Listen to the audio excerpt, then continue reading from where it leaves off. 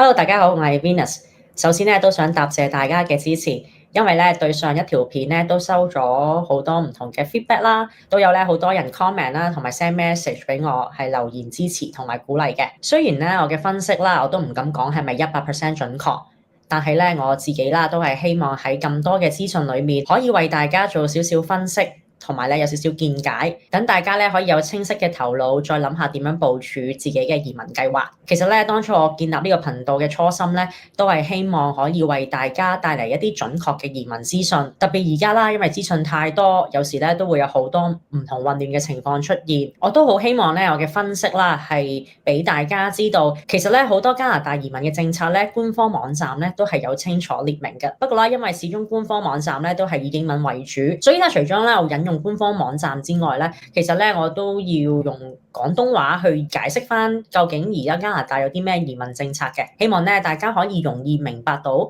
其實加拿大咧的確係有好多唔同嘅移民方案。由於啦救生艇計劃咧其實都歷時咗咁多年啦，當中咧都會帶嚟有好多唔同嘅焦急同埋不安。我哋咧更加要有清晰嘅頭腦，因為咧好多人咧可能趁呢段時間啦，就會可能推銷一啲唔同嘅移民嘅項目。特別咧喺我哋而家咁擔心嘅情況下，如果有啲公司可能用一啲好吸引嘅字眼去令到你去用佢嘅服務，特別咧可能會用到一啲特別嘅字眼，可能話用最快最短嘅時間幫你攞到移民身份。咁咧我哋咧其實更加要明白當中究竟係咩移民項目可以咧咁快去攞到呢個身份。特別啦，當我哋有好多混亂嘅資訊嘅時候，當有一啲公司用呢啲嘅銷售手法嘅時候，我哋咧就要更加留意啦。所以我呢個頻道咧，其實都好鼓勵喺加拿大嘅香港人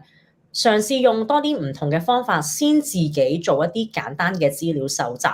再睇下究竟自己有啲咩移民方案係適合自己嘅，所以咧我哋更加咧要保持頭腦清晰啦。當我哋分析完之後咧，就要睇下究竟一啲公司推銷嘅移民方案其實究竟可唔可行。特別咧都想提醒大家啦，其實咧移民咧並不需要昂貴嘅費用，昂貴咧當然係講緊收你10幾20萬加紙，然之後做一個移民項目。其實記住啦，如果有啲公司咧可以用咁貴嘅價錢幫你做移民項目咧，其實你就更加要小心啦。移民咧唔需要涉及好多嘅成本，就好似啦，就算你聘請我去做你嘅移民申請咧，其實都唔需要咁貴嘅移民費用㗎。如果收得咁貴嘅話咧，我只可以話當中一定係有啲古怪。所以我更加希望喺加拿大嘅香港人咧，千祈唔好俾一啲廣告吸引咗，反而咧就係喺呢段時間更加要保持一個清晰嘅頭腦，再睇睇究竟人哋講嘅嘢係啱唔啱嘅，或者咧係唔係套用到自己現實嘅情況。其實我可以話啦，今時今日要做加拿大移民咧，其實都唔會話係俾一嚿錢就可以做到㗎。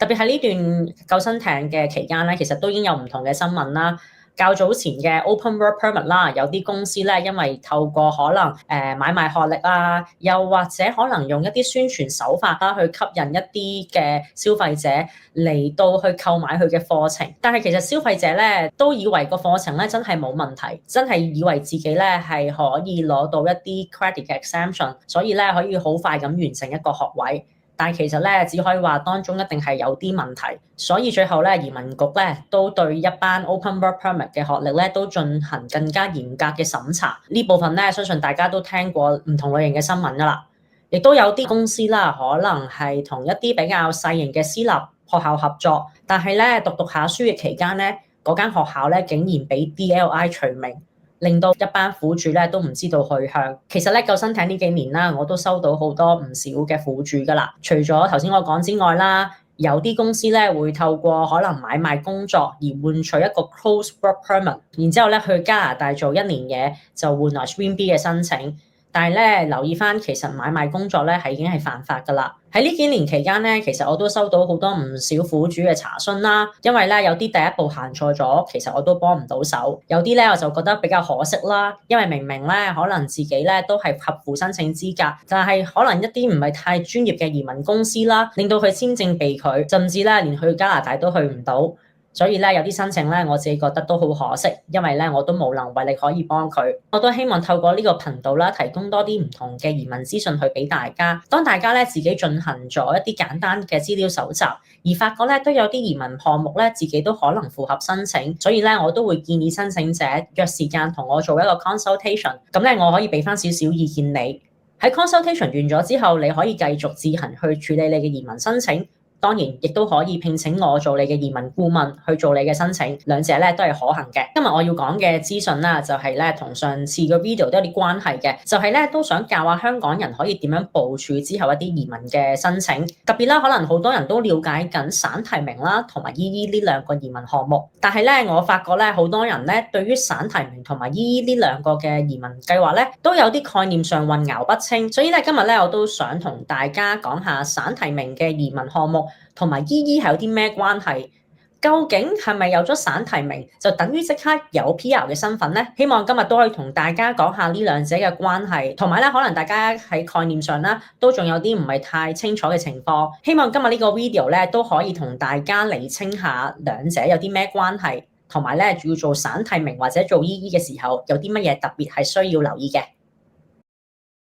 咁第一樣嘢咧，都想同大家講下，究竟省提名係啲乜嘢，EE 又係啲乜嘢嚟嘅？首先咧，加拿大咧有好多唔同嘅移民項目嘅。咁咧，我哋有省嘅移民項目啦，亦都有聯邦政府嘅移民項目。大家都熟悉嘅 Stream A/B 咧，其實咧就係聯邦嘅移民項目。意思即係話咧，佢冇規定你需要喺邊一個省生活，除咗魁北克 Quebec 你唔可以生活之外咧，其他省份咧你都可以申請嘅。咁呢個咧就係叫做聯邦嘅移民計劃。咁咧 Express Entry 咧，都係同樣係一個聯邦政府嘅移民計劃嚟嘅。而至於省提名係啲乜嘢咧？首先咧就係每一個省份啦都有自己嘅省提名嘅移民項目。咁咧每一個省啦，其實平均咧都有4至5個嘅移民項目。當然未必個個咧都適合你去申請啦。所以咧第一步咧，我會建議大家先去自己嘅省份睇睇而家有啲咩移民項目。然之後咧，睇下自己係咪合乎申請嘅資格。而家咧，我都會做少少嘅示範啦。究竟喺自己嘅省份裏邊，究竟有啲咩移民項目咧，係可以睇下自己係咪合乎申請資格嘅。而家咧就會教下大家點樣可以 search 到自己嘅省份啦，有啲咩提名移民計劃嘅。咁咧好簡單啦，如果你係 Google Search 嘅話咧，你可以喺關鍵字嗰度咧先打自己嘅省份啦，同埋可以打埋多一個關鍵字，我哋叫做 PNP。咁 PNP 咧就係 stand for Provincial Nomination Program 嘅，咁就係省提名嘅計劃啦。咁如果你係 Ontario 嘅，你可以打 Ontario PNP 啦。如果你係 BC 嘅，就打 BC PNP 啦。Alberta 咧就係 Alberta PNP。Manitoba 就 Manitoba 嘅 PNP，如此類推啦。咁咧就會揾到唔同省份究竟有啲乜嘢提名移民計劃係可以申請嘅。咁好啦，我就當用 Ontario 嘅 PNP 做一個例子啦。你 search 完之後咧，其實就會揾到噶啦。當然啦，要 make sure 自己咧係入啱網站喎，千祈唔好去咗其他公司嘅網站，因為咧所有嘅移民項目咧，我都需要用省政府嘅網站咧係最 update 為準嘅。點樣去 make sure 自己係咪入啱個網站咧？可以睇一睇啦，會有 Ontario 省嘅 logo 啦，咁咧你會見到係一個 government 嘅網站嘅。咁你當你 search 到之後咧，就可以 click 入去噶啦。咁 click 去嘅時候咧，當然你會見到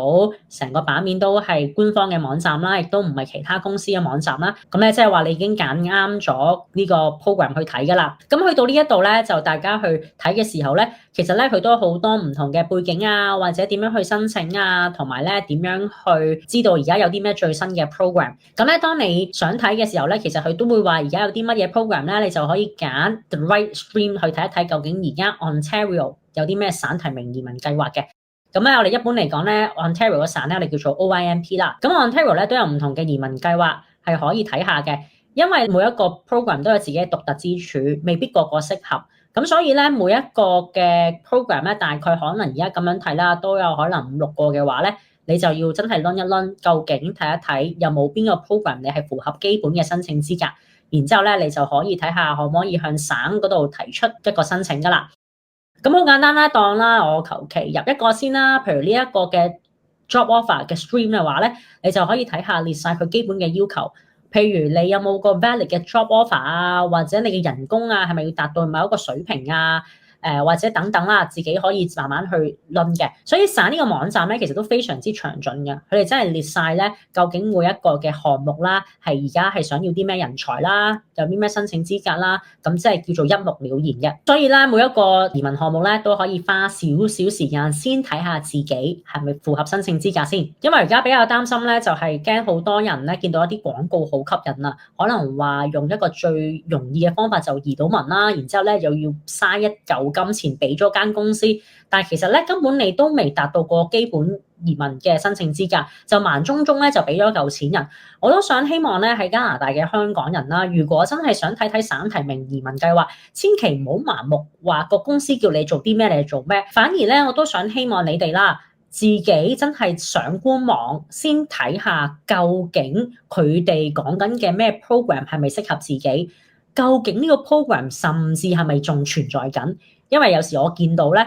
有啲公司嘅手法咧真係太過 oversell 啦，亦都係講緊有啲 program 基本上其實已經冇乜可行嘅，但仍然都進行緊推銷。當例子啦，我都想點出幾個 program 咧，其實大家都唔好再嘥時間去俾錢去做啦。包括第一就係叫做 Startup Visa（SUV） 呢個項目，咁大家要小心啦。第二樣嘢啦，就係如果話聽到啲咩加拿大僱主擔保簽證啊，或者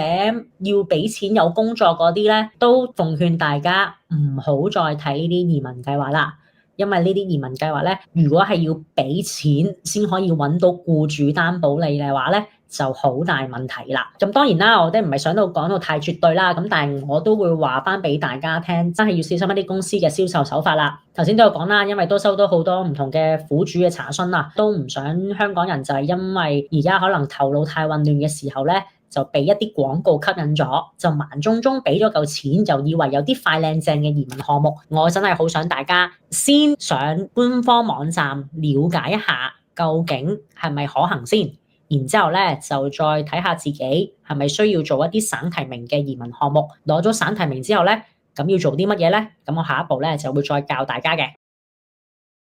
咁啱啱咧就示範完省提名項目點樣去做 research 啦，啲人都話啦，我都想了解其他省份嘅移民計劃喎。咁同樣你都可以求其揀一個省份，然之後就 search 佢嘅移民計劃。但係咧有啲人話啦，我應唔應該去跨省去申請人哋嘅移民計劃咧？我可以話啦，首先你第一係咪合乎其他省份嘅資格，同埋咧你而家都唔係嗰個省份居住咧，其實要個省提名嚟咧都非常之困難。同埋咧，我都唔建議啦，貿貿然咧就因為為咗一個移民計劃就搬去嗰個省，因為我都話啦，省提名嘅移民計劃咧係隨住時間會有更改嘅。可能你覺得1年前咧我睇中呢個省，我想行去嘅移民計劃，但係當你1年後達到咗你嘅任務之後咧，可能呢個移民計劃已經冇咗。咁所以啦，你要唔要去搬省，而為咗佢嘅移民計劃咧，就交俾大家去諗下啦。我自己覺得咧就唔係太值得嘅。咁我會覺得啦，既然你都已經安頓咗喺而家呢個省份咧，都可以盡量睇下究竟而家有啲乜嘢自己嘅省提名嘅移民項目係適合嘅。咁老實講啦，始終咧安省同埋 BC 省咧都係比較熱門嘅移民城市或者省份嘅，所以咧佢哋嘅省提名移民嘅門檻咧係真係比其他省份咧要求係高嘅。再講多少少啦，之後啦，如果你睇咗自己嘅省嘅提名移民計劃，而你都覺得合乎申請嘅話咧，你需要向你嘅省份咧展示一個興趣嘅，我哋英文叫做 expression of interest， 簡稱叫做 EOI， 即係話咧你有興趣係想申請我自己嘅省嘅提名移民計劃嘅。咁當然啦，會有一紮嘅程序去需要做啦。咁當省政府收咗你嘅 EOI， 頭先我講嘅 expression of interest 之後咧，佢會評估一下究竟你值唔值得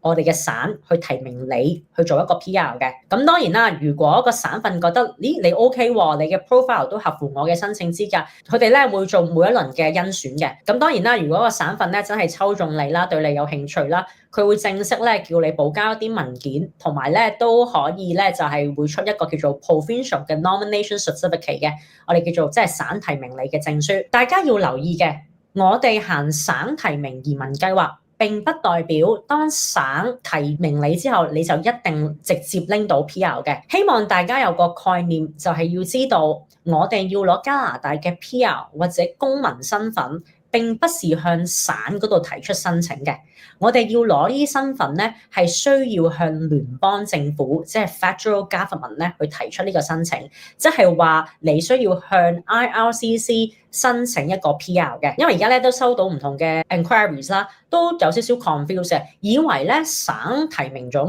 我就可以攞 PR，咁呢個絕對係錯嘅。記得加拿大我哋有個省政府嘅 system， 然之後就係一個 Federal Government 嘅 system 啦。記住，省最多可以做嘅係提名你去做一個 PR， 然之後當你收到省提名你嘅邀請信之後咧，你需要再去加拿大移民局 IRCC 網站再行一次申請 PR 嘅手續嘅。所以咧，我哋簡單啲嚟講咧，呢個叫做 two-step process 嘅，即係話第一步你要向自己嘅省份交咗申請，省政府會有唔同嘅抽籤同埋唔同嘅甄選嘅資格。如果佢抽中你嘅話咧，佢會發出一個邀請俾你去申請 PR。當佢抽中你而去正式提名你之後咧，你咧必須要向聯邦政府咧去交一個 PR 嘅申請。咁呢個 PR 嘅申請啦，當然你可以行 EE 或者係 non-EE。呢一 part 咧我都會講嘅，就係點樣去行 EE 或者係 non-EE 啦。咁呢部分咧都講下究竟 EE 同埋 non-EE 嘅分別啦。因為咧，當你收到省提名嘅邀請 PR 信之後咧，你係需要進行一個 PR 嘅申請㗎。點解咧？好多人都想透過省提名嘅方法去申請 PR 咧，特別係 EE 呢部分咧。正常咧 EE 嘅分數咧，可能而家唔係太高，有啲人可能徘徊喺300至到400分左右。但係咧，因為大家都應該知道啦，如果省係願意提名你嘅話咧，你會喺你嘅 EE profile 度咧會有600分嘅，600分再加埋你本身得可能300幾分，其實你有900分。呢一個分數咧係絕對會被 IRCC 邀請你去申請 PR 嘅。咁所以大家咧都想攞足啲600分咧，就係需要行省提名嘅計劃，就係意思即係話要有省肯願意提名你，你先可以喺嘅 EE profile 裏邊咧就加600分，咁咧就可以俾移民局咧邀請你申請佢嘅 PR 噶啦。咁呢個網站咧就係當你攞到省提名之後咧，你需要去聯邦政府去提出 PR 嘅申請。咁呢個網站條 link 咧，我都會喺 YouTube 個 description box 嗰度咧俾翻大家去睇睇嘅。咁頭先都係話啦，當你攞咗呢個省提名嘅 certificate 啦，喺 EE 嘅 profile 會有600分。咁當然啦，你都未必係一定要經 EE 走嘅，因為點解咧？要符合 EE 嘅基本申請嘅資格咧，都有啲嘅門檻你要達到嘅。首先啦，第一，你係咪經 Express Entry 呢其中一項啦？可能你係用加拿大嘅經驗工作類啦，或者係 Federal Skills Program 啦去申請呢個計劃嘅。嗱，呢個 Skill Trade 咧就通常都少啲㗎啦。咁我主要都係講呢兩個啦。咁咧，如果你係可以達到呢個最基本嘅門檻嘅話咧，你就可以申請 EE。咁呢一個嘅基本門檻咧，我都唔太多講啦，因為咧始終都有啲資料咧，你都可以上網揾到。因為咧唔係個個申請者咧都可以達到呢兩個 program 嘅門檻，所以咧就未必咧可以 apply 到去 EE 嘅申請。EE 嘅好處當然佢就係快嘅，因為而家都講緊啦，EE 嘅 processing time 咧都講緊咧最快都要7至8個月㗎啦。咁咧相對比起其他移民計劃咧係會快啲啦，但係唔好唔記得喎，頭先我都講啦，第一步嘅你都要等省邀請咗你先，因為省嗰邊咧你都要等候啊，都要有啲時間咧再睇下究竟佢會唔會邀請到你。如果係一路都邀請唔到你咧，咁你就唔可以做之後嘅 PR 申請。咁當然如果邀請你咧，中間都有啲文件啊或者有啲資料咧，你要去上載翻俾省嘅 portal 裏邊，咁嗰度咧都會用上一啲時間嘅。咁咧頭先我都話啦，行到 EE 你當然可以行 EE 啦。但係咧，如果我係唔係行 EE 咧，其實咧你都可以行 non-express entry 呢個 process 嘅。咁咧你都可以撳入去嘅時候咧，就會見到 PNP 都有一個叫做 non-express entry 嘅 process。意思即係話，如果你達唔到 EE 嗰個申請基本門檻咧，你攞到省提名嘅邀請信之後咧，可以透過呢一個嘅 program 去同聯邦政府作出 PR 嘅申請。不過大家需要留意咧，而家個 processing time 咧呢一個咧都需要16個月嘅，咁所以咧個時間都幾長。但係咧如果你都係行到 EE 嘅，咁當然咧就係行 EE 嘅 express entry 啦。咁咧 EE 嘅申請資格啦同埋基本門檻咧，之前都有輕輕咁講過，可以睇翻我之前關於一啲 EE 嘅影片啦。都想同大家講咧，就係記住行省提名唔代表你直接係拎到 PR，因為省政府係冇權俾 PR 你嘅。你要攞 PR 都需要經翻聯邦政府嘅申請系統，咁你可以透過 EE 啦，如果你達到 EE 嘅基本要求，或者係 non-EE 呢一個申請 program， 咁兩邊咧都係可以嘅。咁你都係咧2揀1去做嘅。咁可能有啲都話啦，你可能入咗 EE 個 pool。但係咧，其實咧，你都可以喺呢啲嘅 profile 裏邊咧，都可以揀話對一啲唔同省份咧都有興趣嘅，因為有啲省咧就會不定期咁睇呢啲個 pool 嘅，佢會覺得有啲申請者咧，佢想要嘅話咧，可能會透過喺呢啲 pool 裏邊咧向你作出申請。咁呢個咧就係一個被動啲嘅方法，就係你都冇嘢可以做到嘅，純粹齋等嘅啫。咁但係啦。老實講，如果你要省睇中你嘅，當然你個 profile 一定要靚仔啦，或者你嘅工種可能係醫療相關嘅行業，因為講緊 healthcare 已經係每個省都真係需要嘅人才㗎啦。咁咧當然啦，亦都話啦，如果我唔係行省提名嘅，你就直接自己去 EE 申請咯。咁呢一個咧都係可行嘅。咁當然你都要計下究竟 EE 而家有幾多分啦。希望咧今日講解呢個 PNP 同 EE 嘅關係咧，等大家咧知道，如果真係想行 PNP 咧，第一步咧需要做啲乜嘢嘅。咁所以咧，記得先上翻自己嘅省政府網站睇一睇，究竟有冇啲咩移民 program 係啱自己嘅。第二樣嘢咧，又要再提大家啦，記得省嘅政府嘅作用咧，最多只係提名你嘅啫。而當省真係正式邀請你嘅時候咧，你咧係需要再向 IRCC 咧提出多一次申請，亦都要繼續等候㗎。因為咧，如果你行到 EE 嘅，當然可以用 EE 嘅方法去申請。當收到省提名嘅時候咧，係會直接加600分去你嘅 profile， 咁咧抽中你嘅機會咧，亦都係非常之高。EE 而家嘅 processing time 咧就係 around 7至8個月。咁另外啦，如果行唔到 EE 嘅，可以去翻普通 IRCC 有一個專係畀省提名申請 PR 嘅計劃嘅，嗰度咧都需要咧16個月甚至更長嘅時間。所以大家都要留意，究竟係咪行到省提名咧？唔係個個都真係行到省提名，但係只不過可以話啦，如果你啲工種咧真係嗰個省係需要，又或者咧你公司咧願意去推薦你咧，咁你就可以去做申請啦。咁咧都要同大家講下啦。咁咧我嘅角色咧唔係輔助僱主啦，去幫你做省提名嘅。所以第一樣嘢大家要聯絡嘅，首先就係要同你嘅僱主傾好，究竟係咪可以提名你先啦。第二樣嘢，如果唔係透過僱主申請嘅，自己睇翻係咪合乎最基本嘅申請資格，可以向省提出一個 expression of interest。EOI 再等省咧去睇下有冇機會邀請你進行省提名嘅計劃。咁所以咧呢一個嘅步驟咧都係需要時間。咁另外因為就嚟去到2026年就係一個新嘅年度啦，咁可能省政府咧都會有唔同嘅移民計劃推出，或者咧會有最新嘅省提名項目嘅名額咧可以俾申請者嘅。所以咧大家都可以密切留意啦，2026年自己嘅省份有冇啲咩 update 嘅？咁今日咧，希望呢段嘅短片啦，可以幫助大家，同埋咧記得一定要了解究竟自己係申請啲乜嘢移民項目，千祈咧唔好貿然咧俾一大嚿錢俾一啲公司啦，去幫你做一啲移民項目申請，而你亦都唔知道自己係咪合乎申請資格，